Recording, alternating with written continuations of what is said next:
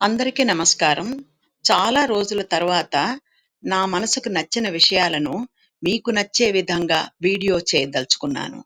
పద్యాలు, motivational stories, మరెన్నో విషయాలు మీతో పంచుకోవడానికి ఎదురు చూస్తున్నాను. మచ్చుకకి ఒక చిన్న కథ. ఒక వ్యక్తి ఒక కుండను చూసి ఎప్పుడూ ఒకే విధంగా నీ వల్ల ఎలా ఉండడం జరుగుతోంది అని ప్రశ్నించగా, ఆ కుండ నేను మట్టిలోంచి పుట్టి మట్టిలోనే కలిసిపోతాను. మధ్యలో ఉన్న రోజులు నలుగురికి సహాయపడాలన్నదే నా ధ్యేయం అని ఆ వ్యక్తికి చెబుతుంది.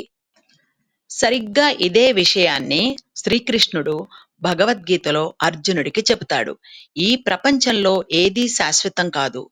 ఉన్నన్ని రోజులు ఈర్ష్య, ద్వేషం, కోపతాపాలు, పంతాలు, పట్టింపులు వదిలి భగవంతుని ధ్యానిస్తూ నలుగురికి సహాయపడుతూ జీవించడం వల్ల మన జన్మ సార్థకం అవుతుంది.